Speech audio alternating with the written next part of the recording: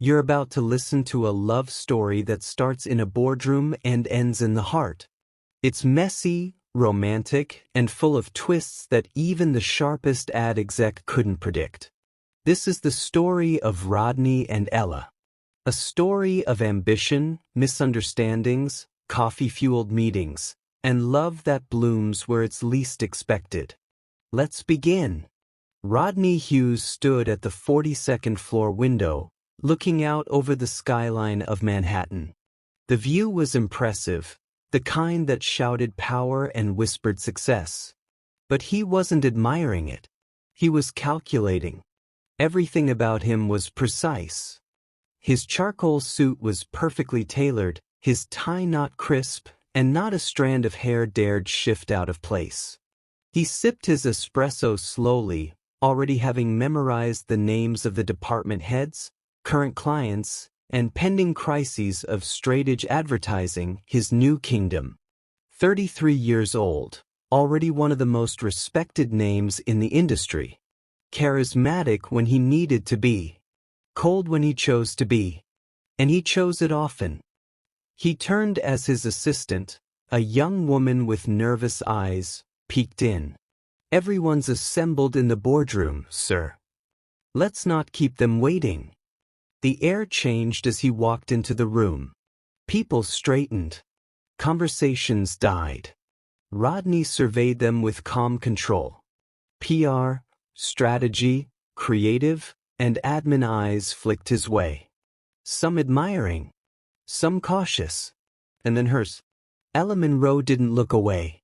She wore a pale blue blouse and held a closed laptop in front of her. No smile. No nervous twitch.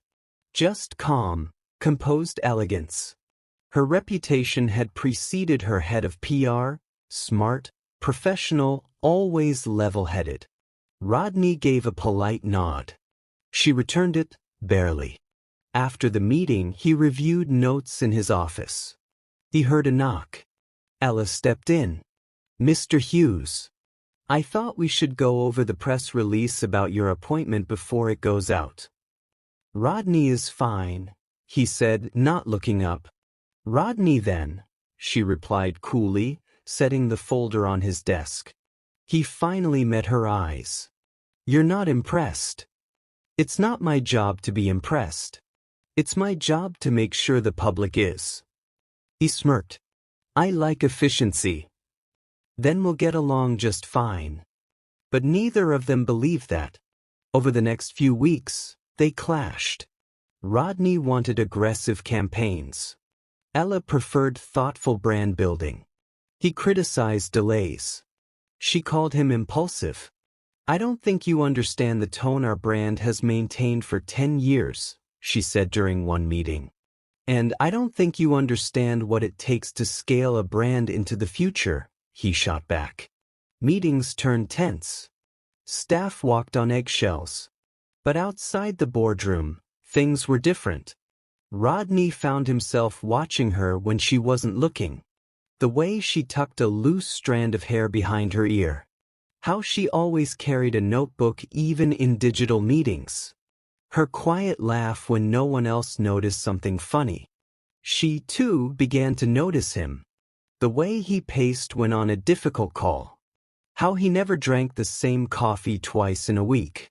And the one time he smiled, truly smiled, when an intern nailed a presentation. There was something there. Unspoken. Then came the charity gala. Strat-Age was one of the sponsors. Rodney, expected to give a short speech. Ella, organizing the press coverage. That night, she wore a dark green dress that made everyone pause. Even Rodney. "You clean up well," she said, approaching him with a glass of wine. "You look like trouble," he said before he could stop himself. She arched a brow. "You say that like it's a bad thing." He laughed. Genuine. They stood there longer than they should have. Later that evening, they found themselves outside on the balcony. City lights below. Music muffled behind them. "Tell me something true," she said suddenly. He hesitated. Then, I've never been in love. Ever. Not really. I've been in control. I've been in charge. But love? No.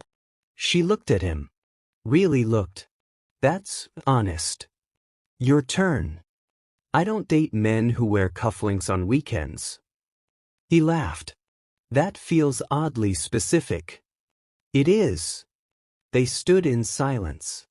The distance between them had changed. The next morning back at the office, it was all back to normal. It was Monday morning and the energy inside Stratage was uneven. Emails flew, coffee was stronger than usual, and the post-gala buzz had finally worn off. Ella had arrived early needing quiet. She slipped off her heels in the office lounge and stood on a chair, adjusting a drooping office plant near the window. Rodney walked in, tie already tightened, espresso in hand. He paused. I thought this firm only took calculated risks, not ones involving unstable chairs. Ella glanced down. Morning to you too. The plant's dying needed sunlight. You could have asked maintenance. And where's the fun in that? He watched as she stepped down gracefully and slid her shoes back on. Surprising, he murmured. Because I like plants? Because you showed up an hour early to save one. Everyone deserves a little light, she said with a shrug. Before either could say more, the glass doors burst open. Kyle from marketing stood panting, his button-up half untucked. The Henderson pitch, he gasped. It's been moved up. To Thursday. 3 days from now. Ella straightened. Rodney's jaw tensed. What? She asked, already opening her calendar. They had a sudden board shift. They want the presentation done by Thursday morning, Kyle said, wiping his brow. Rodney's eyes narrowed. That's half the prep time we were given. And it's Henderson, Ella added meaningfully. High stakes. No room for error. He nodded. Let's get the team assembled. We start now. She raised a brow. Together. He returned it. Unless you want to split the blame. She smirked. Fine. But I picked the coffee. Rodney offered the faintest hint of a smile. Deal. From that moment on, the two became an unlikely task force. Tension still sizzled, but so did a strange, budding trust. And over the next 72 hours, everything began to change. It had been 72 hours of near non-stop collaboration. The Henderson pitch had turned into a full-on corporate marathon. Ella and Rodney had argued, compromised, and, somewhere between the third coffee run and a busted projector, started actually working together. By Thursday morning, they stood in the boardroom, well-dressed and sleep-deprived, presenting a unified front to the Henderson team. Rodney opened with crisp numbers and a confident tone. Ella followed with a sweeping brand narrative that hit emotional and strategic notes perfectly. When the clients left smiling and nodding, Rodney allowed himself a rare, genuine grin. We nailed it, he said as the elevator doors closed on their guests. Ella let out a breath. We did. The room slowly emptied as staff trickled out for lunch or back to their desks. Rodney remained, tidying up loose papers more out of habit than need. He looked at her. Drinks tonight. She raised an eyebrow. To celebrate, he added quickly, trying to sound casual. She hesitated for a heartbeat not long enough to be awkward, just enough for tension to bloom. Just drinks. His voice softened. Just drinks. Ella gave a small smile. Alright, boss. Just drinks. They agreed to meet later. No office pretense. No work talk. As she turned to leave, Rodney found himself watching her with more curiosity than he'd allowed before. She wasn't just the calm, composed PR lead who challenged him in meetings. There was something else. Their night out began at a rooftop bar in Midtown, the kind of place where the cocktails came with flower petals and the view cost more than the drink. The skyline glowed against the dark velvet sky, casting reflections across their glasses. Ella ordered a lavender martini. Rodney got scotch. "You don't strike me as a lavender person," he teased, eyeing her drink. "You don't strike me as someone who relaxes," she shot back. They laughed, and for the first time in weeks, neither felt like they were in a race to outsmart the other. They talked about everything but work, favorite books, awkward teenage years, first heartbreaks, and the worst meals they'd ever cooked. Ella admitted to once burning water. Rodney confessed to setting off a smoke alarm trying to flambe bananas. And then, as if summoned by the mood, a slow jazz band started to play. Rodney stood and offered his hand. "You dance?" She raised an eyebrow. "I lead." He smirked. "We'll see about that." They danced. Close, rhythmic, effortless. The city hummed beneath them, but their world had narrowed to the music and the warmth between them. When the song ended, they didn't move right away. Rodney leaned in slightly, eyes searching hers, breath shallow. The distance between them charged with a tension that felt like a held breath. Ella tilted her head just enough. Her gaze flicked to his mouth. And then her phone rang. They both froze. Ella's hand darted to her clutch. "It's my sister," she said softly, looking at the screen. "Sorry, I have to take this." Maya wouldn't call unless it was serious. Rodney nodded, stepping back, the moment dissolving between them. She answered, her voice already shifting to concern as she turned away. Rodney watched her silhouette against the skyline, wondering if that kiss would have changed everything, wondering if they'd get another chance. Friday morning came wrapped in a low drizzle and lingering thoughts. Rodney stood by the office window, coffee forgotten in his hand.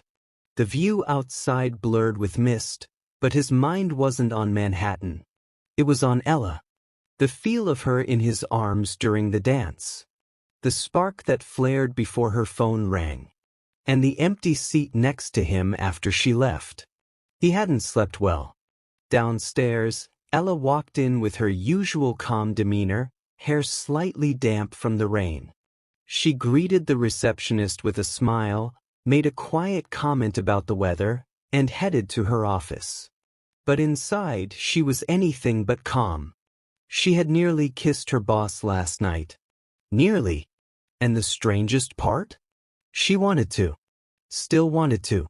Her sister's call had been about a breakup, tears and ice cream, and the usual emotional whirlwind. But even as she sat on Maya's couch offering support, her mind had kept drifting back to Rodney's eyes and how close they had been. As if summoned by thought, he appeared at her office door. "Morning," he said. "Morning," she replied, eyes scanning his face. She stepped in slowly. "How's your sister?" Ella smiled faintly. "Dramatic, but healing." He nodded. "I'm glad." The pause. Then he said it. "I haven't stopped thinking about last night." She looked down at her desk. "Neither have I." He moved closer. "I meant what I said. I don't date often, but I want to try this. With you." Ella let out a breath. "You're my boss." "Then fire me," he said, deadpan. She laughed. "Not that simple. I don't want to rush you, but I'm not pretending I don't feel this."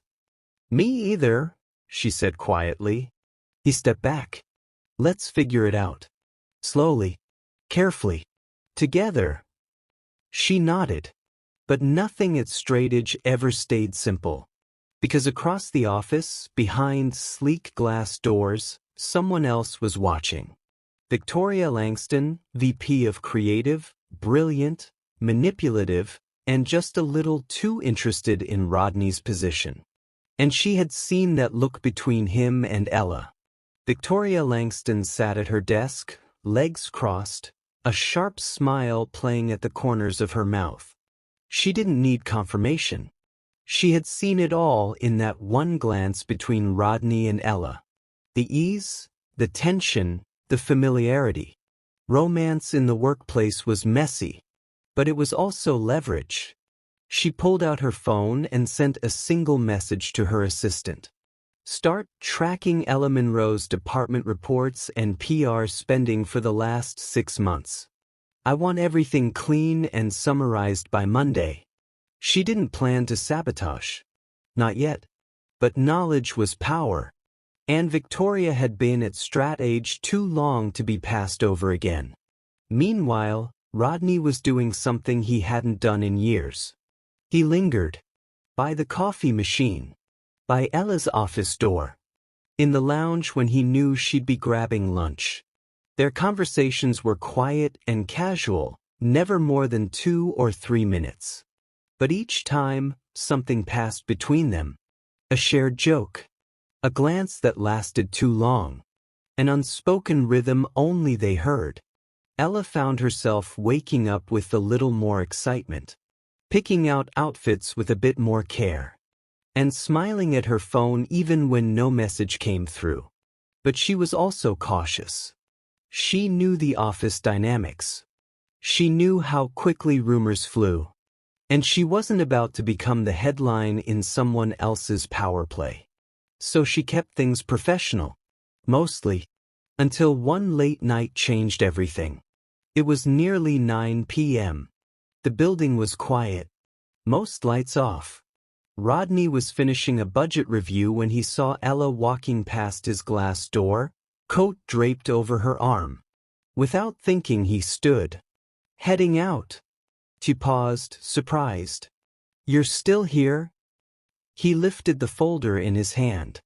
Numbers never sleep. Neither do PR crises. They smiled. Dinner? He asked. She hesitated. It's just sushi, he added. And maybe a little moonlight. She laughed softly. I'll drive. They ended up at a tiny sushi place in the village. Warm lights, quiet music, and a cozy corner booth. They talked about nothing and everything. Rodney told her about his childhood in Connecticut. How his father had drilled success into him before he learned how to swim. How he worked 3 internships back to back to prove he belonged at the top. Ella shared stories of her mother, a poet who believed in the beauty of silence, and her father, a high school principal who insisted she learn 3 new words every week. They laughed. A lot. And somewhere between the tuna sashimi and the green tea ice cream, Rodney reached across the table and took her hand. I like this, he said. Ella nodded. Me too. Then the waiter brought the check. And with it, the shift back to reality. Outside, the air was crisp. They walked slowly to her car.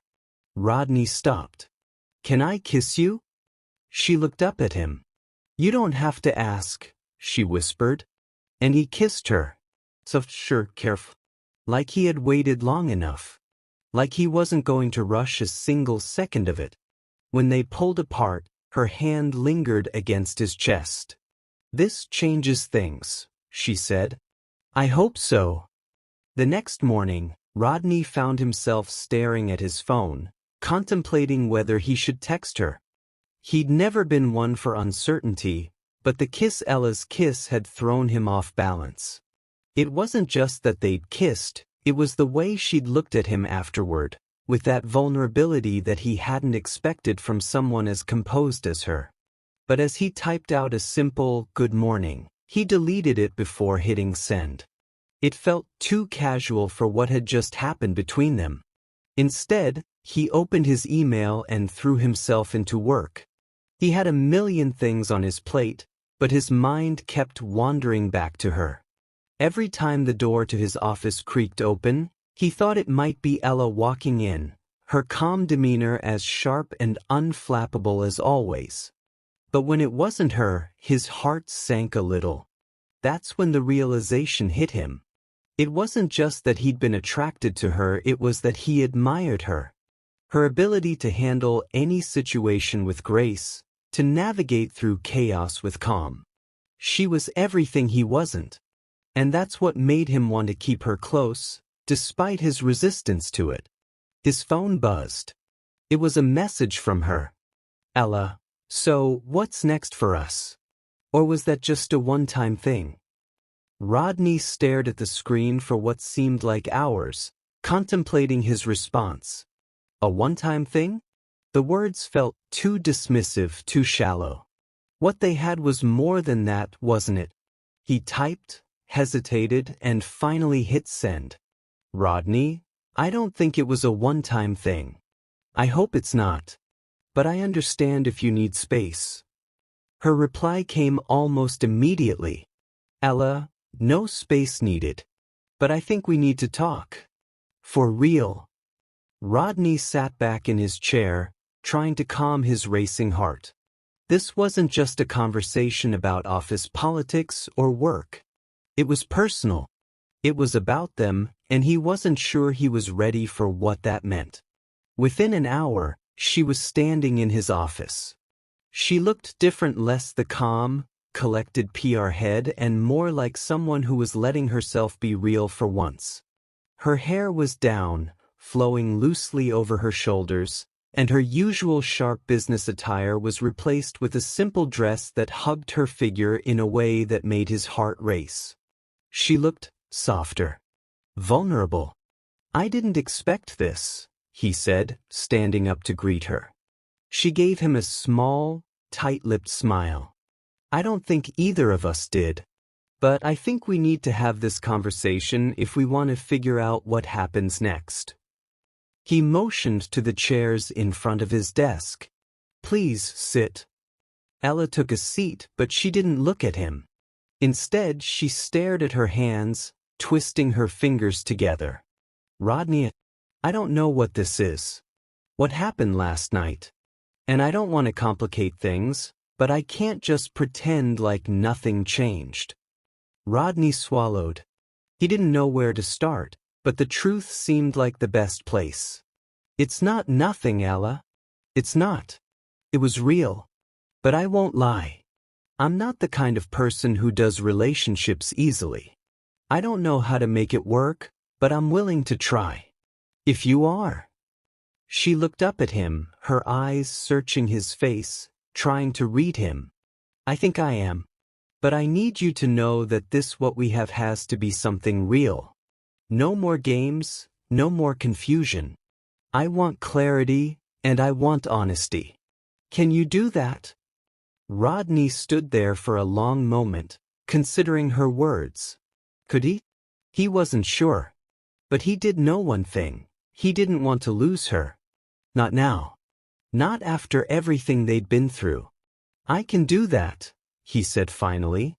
But I need you to know something too. I'm not perfect, and I've been scared. Scared of being vulnerable, scared of letting anyone in. But with you, I want to take that risk. Ella smiled, her expression softening. I think that's a good place to start. For the first time in what felt like forever, Rodney let himself breathe. Maybe this was the beginning of something better. But just as he thought they were making progress, his phone buzzed. It was an email from Kyle in marketing. Kyle, Rodney, Ella, we need to discuss the Henderson pitch. I've heard some unsettling things from the client about our approach. Ella sighed, and Rodney's stomach tightened. It wasn't the perfect timing, but work was always lurking.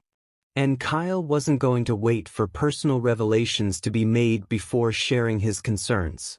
We can't catch a break, can we? Rodney muttered under his breath. Ella nodded. Looks like we're back to business. Rodney gave her a small smile. Just a moment. Let's finish this. But even as the meeting moved on, he found his thoughts drifting back to her. To them. This wasn't going to be easy, but maybe the challenge was what would make it worth it. The morning after everything seemed strange. At work, Dorian Rodney to wink at her before she gets to her door, and everyone seemed to be whispering and exchanging glances. She walked into her office only to find HR waiting at her desk. "Ella Monroe?" asked a woman in a tailored blazer. "Yes. We'd like you to come with us to conference room 3. There's been a serious matter brought to the executive team's attention." Confused, Ella followed. When she stepped in, her heart sank. Rodney was already there, distant, arms folded, jaw tight. He didn't even look at her. Victoria was sitting to the side, flipping a USB drive between her fingers. Ella's stomach dropped.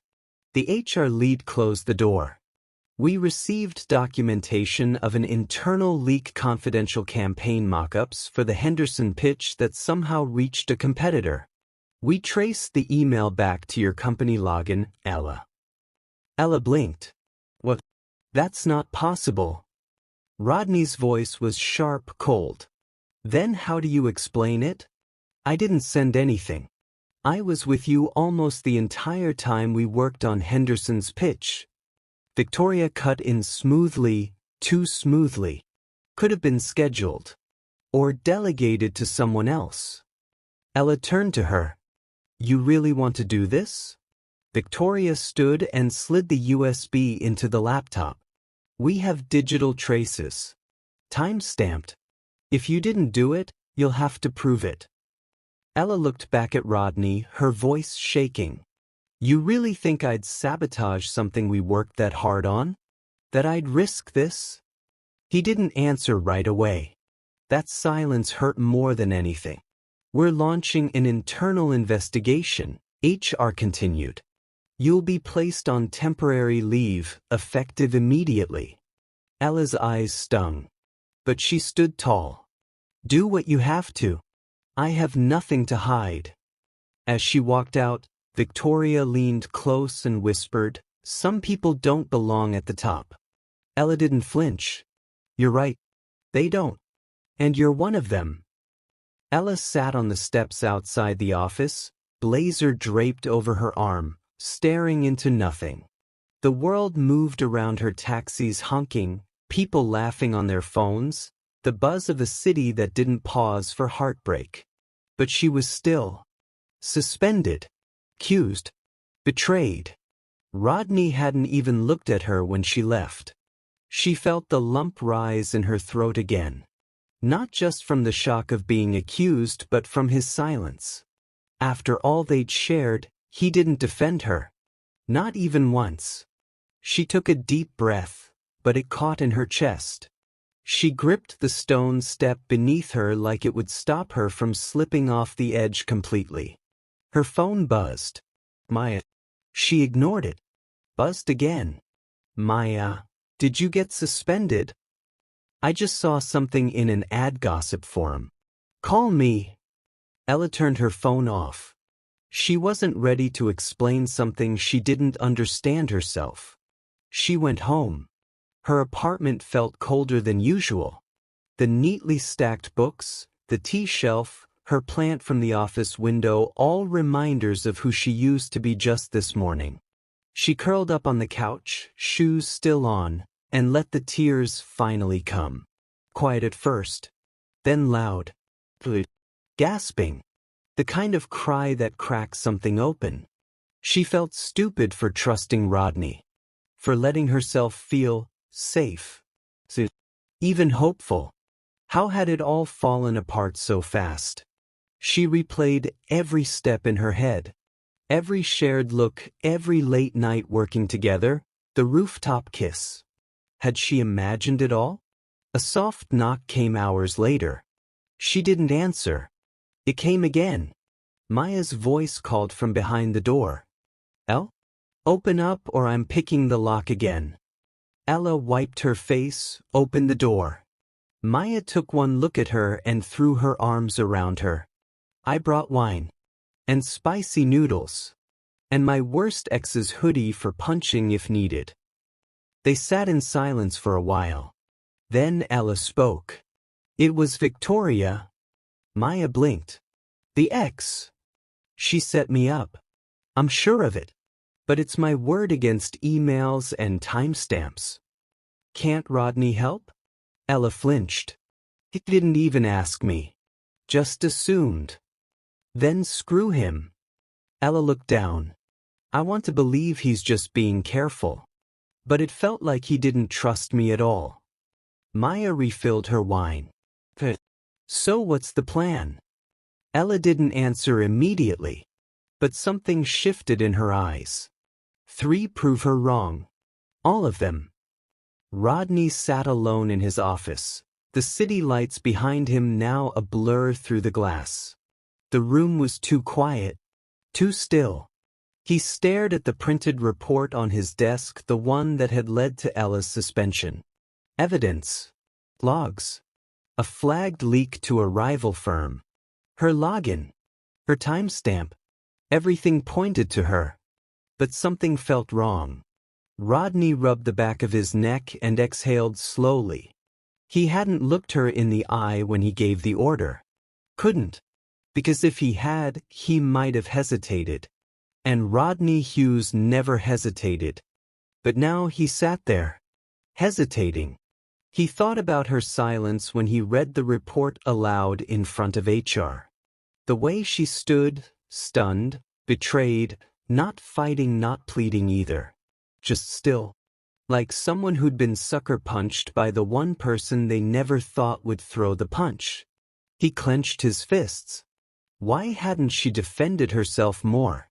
Why hadn't she shouted, demanded, explained? Or maybe she hadn't because she thought he'd already made up his mind.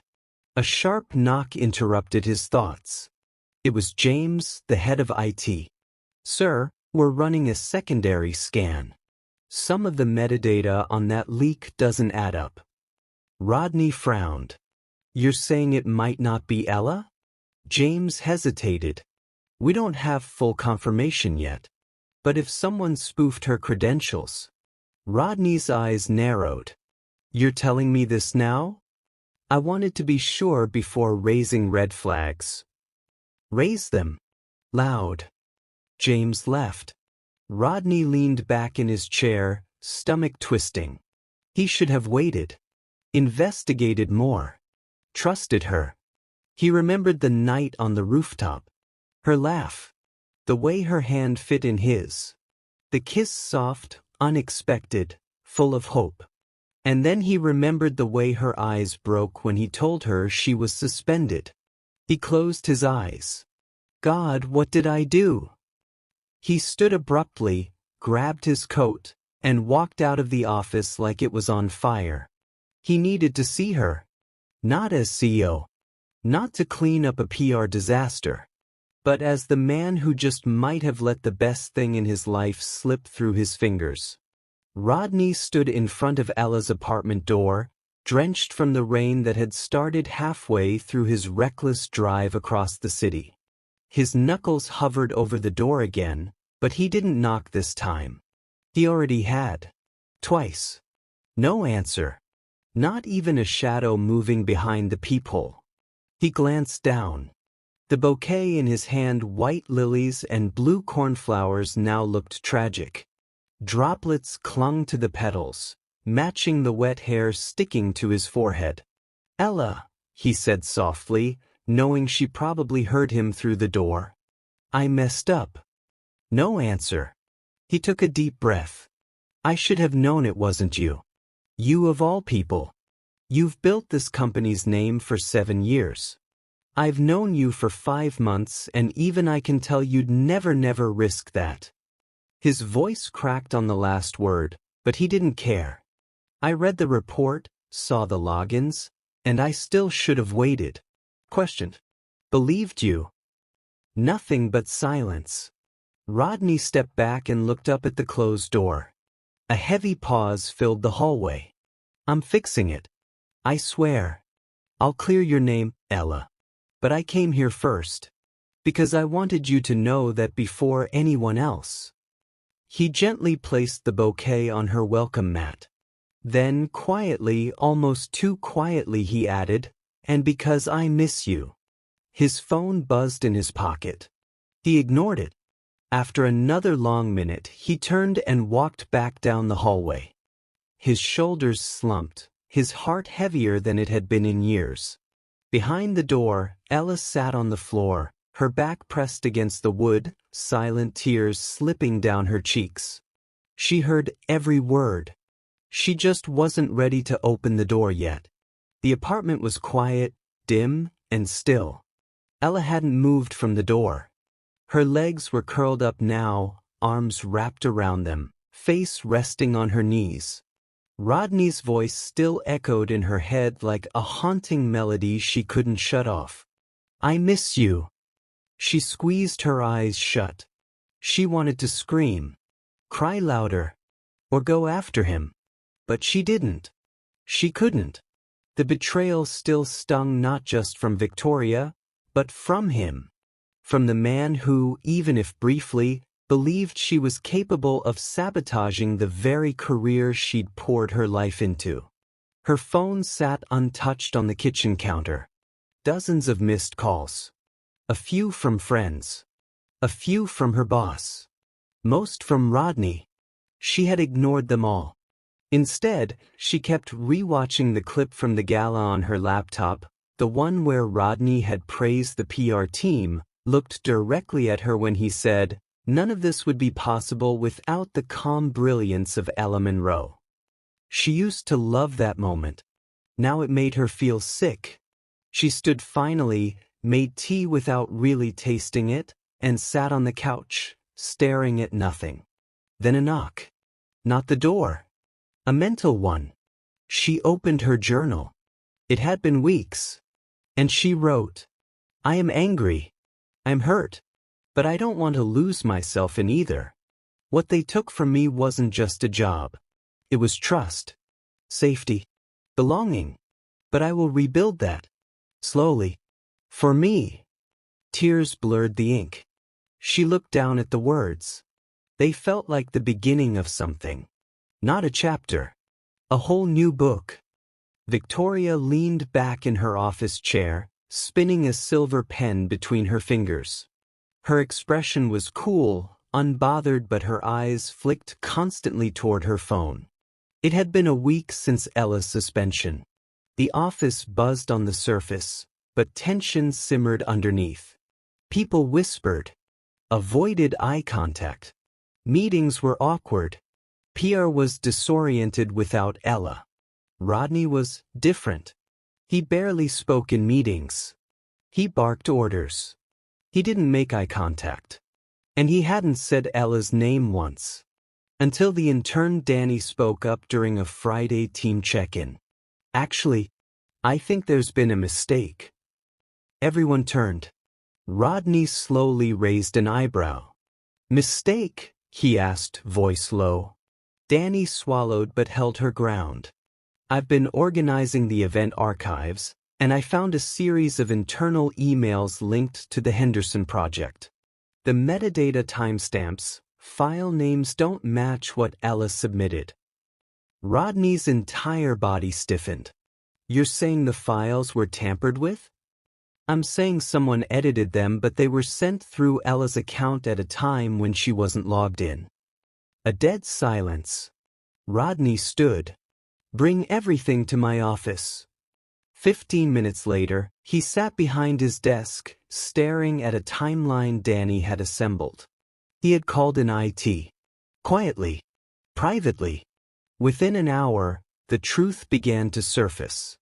Victoria had used admin credentials. She had accessed Ella's email through the shared internal system. The messages framing Ella had been planted. Rodney stared at the screen. The weight of what he'd done, of what he hadn't believed, pressed into his chest like a stone. He had failed Ella. Finn. He stood up abruptly. "Get HR. And call Ella Monroe. She's coming back." Rodney stood at the floor-to-ceiling windows of his office, fists clenched at his sides. The city sprawled out in the distance, oblivious to the chaos inside Straightedge. Victoria walked in, all calculated calm and clipped heels. She closed the door behind her with practiced poise. You wanted to see me? She asked, voice smooth, almost amused. Rodney turned slowly. His eyes didn't blink, didn't soften. Sit. I'd rather stand, thanks. He walked over to his desk and tossed a thick printed file onto it. It landed with a slap that echoed between them. Victoria glanced at it.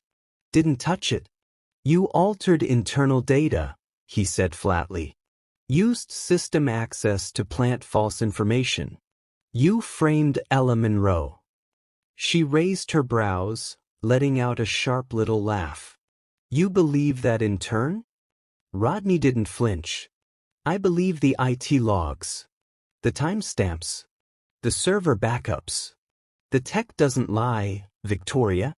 You do. Silence. Finally, Victoria folded her arms. And what now? You're going to fire me? After 5 years of saving this company from PR disasters? After putting out fires you couldn't even smell coming?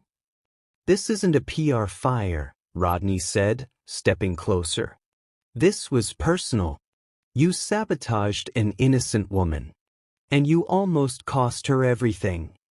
Victoria rolled her eyes. She was getting in your head. Everyone saw it. The meetings, the glances. She made you soft. Rodney's voice dropped to a dangerous calm. You think I'd destroy someone's career because I was feeling something I didn't understand?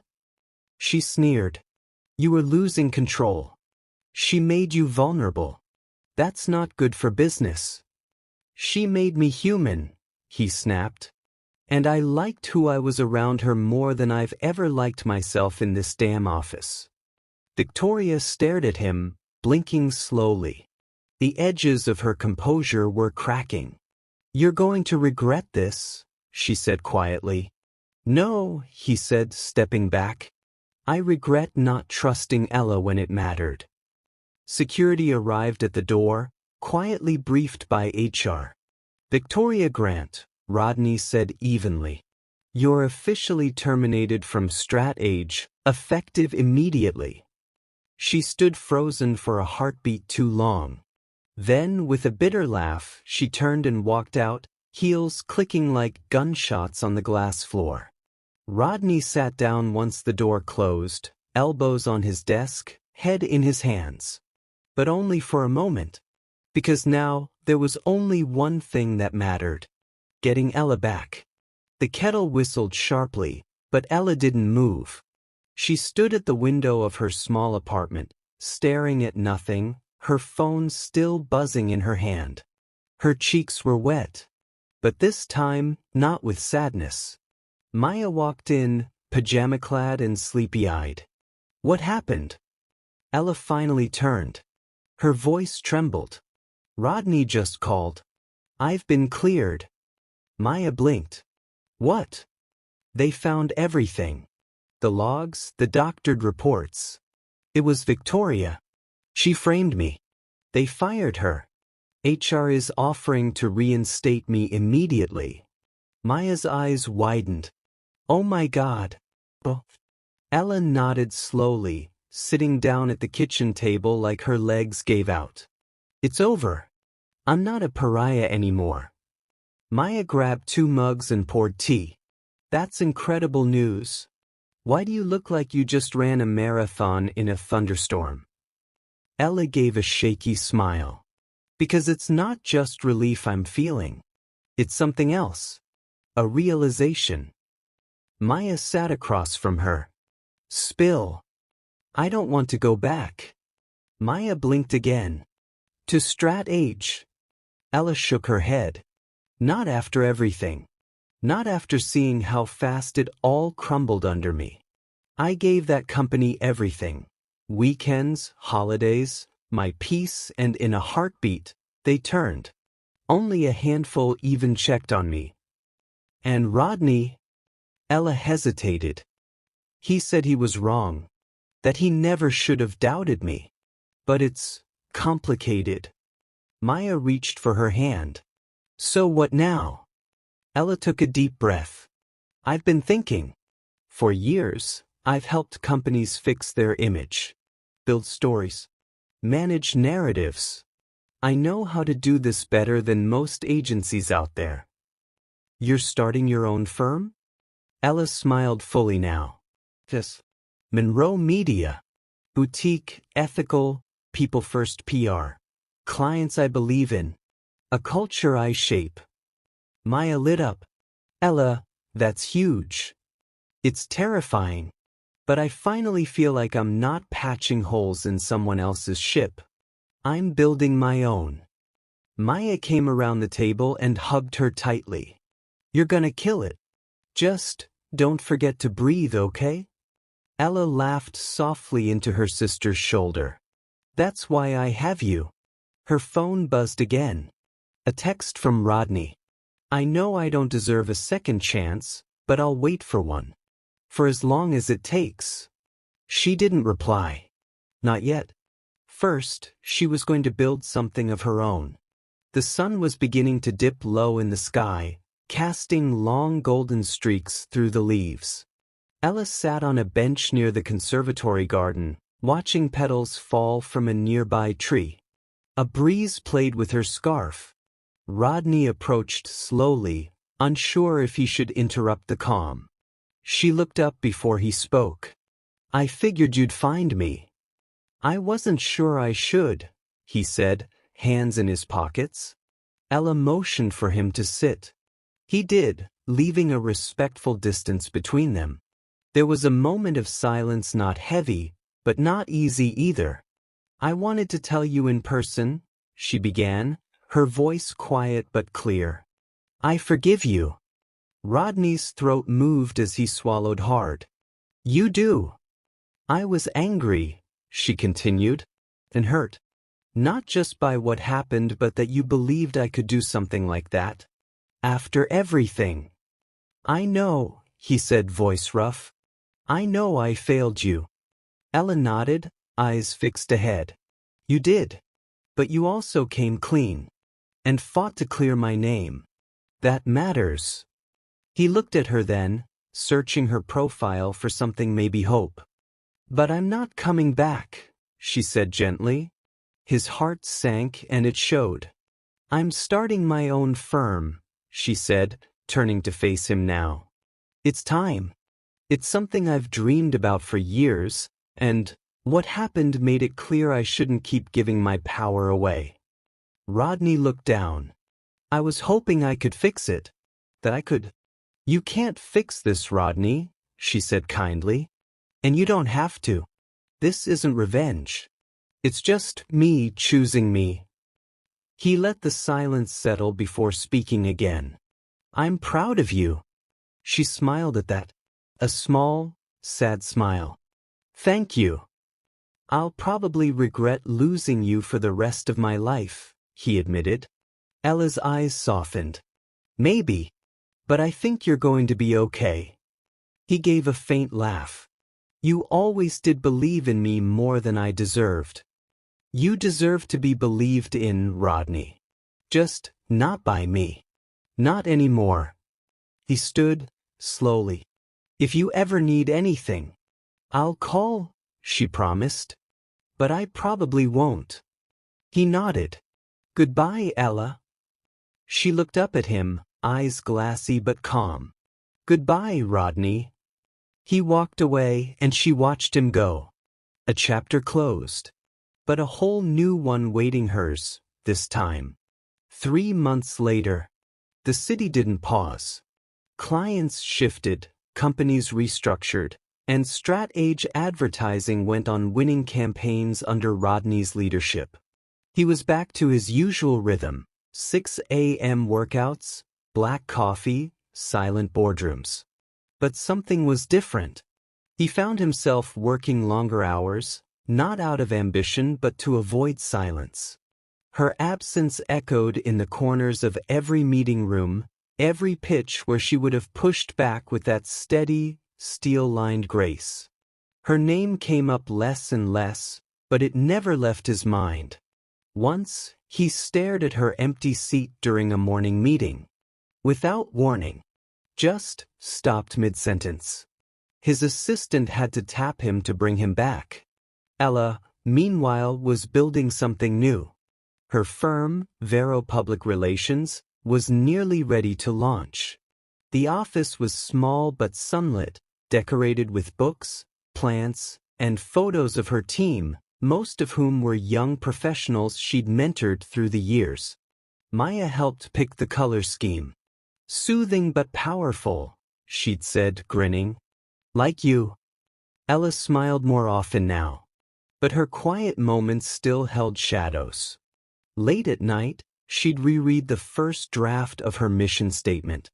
Her fingers always paused over the words: truth, integrity, storytelling with purpose. Rodney had said something once, half asleep in a taxi after one of their late-night pitches. "You make people believe again, Ella, even when you don't realize it." She blinked away the memory. That part of her life was over.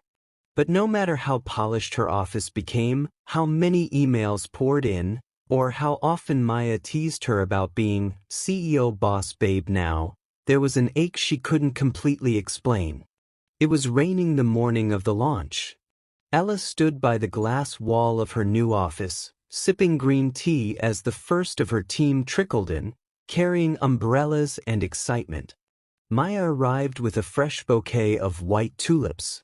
"For calm and confidence," she said, kissing her sister's cheek. Ella hugged her tightly. "It's really happening." "It is." At noon, the press release went live. Emails rolled in. Socials lit up. "Congratulations. Proud of you." One stood out, and signed, with no name in the email body, just 3 words. "It should be you." She didn't have to ask who sent it. Later that afternoon, as speeches began, Ella stood in front of a modest crowd of clients, peers, and friends. She wore a white blouse and navy trousers, simple, elegant, powerful. Her voice was calm. "I started this firm because I believe in the truth behind every brand, in the people who shape stories, and in rebuilding not just reputations but trust." Maya clapped first. The room followed. Ella smiled graciously, but inside her heart stirred. Because across town, Rodney sat alone in his glass office, watching the rain blur the skyline. A TV was muted in the background, showing coverage of Ella's firm launch. He'd told himself he wouldn't watch, but he did. And when she looked into the camera, smiling at the end of her speech, he imagined, just for a second, that the smile was for him. It was a week after Ella's successful launch. She was seated in her new office, sunlight pouring across her desk, a coffee cup warming her palms, and peace, for the first time in a long while. Until the receptionist buzzed. Someone's here to see you." "I tried to tell him you were in a meeting. He insisted it was important." "Who is it?" "Rodney Hughes." Ella's stomach fluttered. She didn't answer right away. Then softly, "Send him in." The door opened slowly. He looked the same. Sharp charcoal coat, crisp shirt but softer. Like something had shifted beneath all the polished layers. She stood, arms gently crossed. "Rodney." "Hi," he said. Silence stretched between them. "Familiar." He took a breath. "I'm sorry. For not believing you. For letting the politics of that place cloud the only thing that ever really mattered to me." Ella didn't interrupt. He stepped closer. "I tried moving on. Buried myself in work. Filled my life with meetings and deals. But none of it meant anything. Because you weren't there. You're the first person who ever made me want to be more than just excellent at my job." Her eyes shone, but she stayed still. "I came here not to beg. Not to convince. Just to tell the truth. I love you. I never stopped. And if that doesn't change a thing for you, I'll leave quietly." Ella inhaled sharply. Her heart raced. She walked around the desk. You hurt me. I know.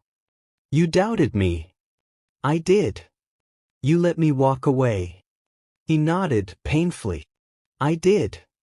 She stopped in front of him. But I still love you. His eyes closed, like her words were a lifeline thrown across a storm.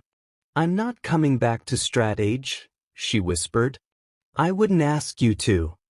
I'm not giving up what I built. You shouldn't. But I've missed you, she said, finally allowing herself to show it.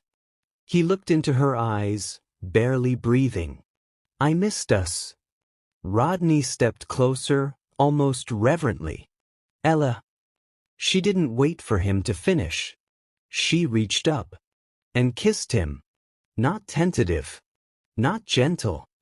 It was all the arguments, the silences, the late nights, the looks, the almosts, the pain, the longing, everything that had been unsaid. He kissed her back like it was the first moment of his life that truly mattered. When they broke, just slightly, his forehead rested on hers. I've pitched 1,000 campaigns, he whispered. But you were the only one that ever mattered. Her eyes welled. I was always yours, she said.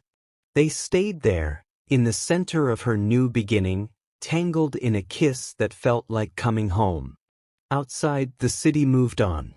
But inside, time had stopped for them. This wasn't a story that ended in compromise. It ended in understanding, in redemption, in love found and kept. And that's the story of Rodney and Ella. From power plays to heartbreak, from misunderstandings to redemption. A reminder that even when love takes the long way home, if it's real, it finds its way. If you felt something while listening, don't forget to like, comment, and subscribe. More heartwarming stories are just around the corner. Until next time, keep believing in love.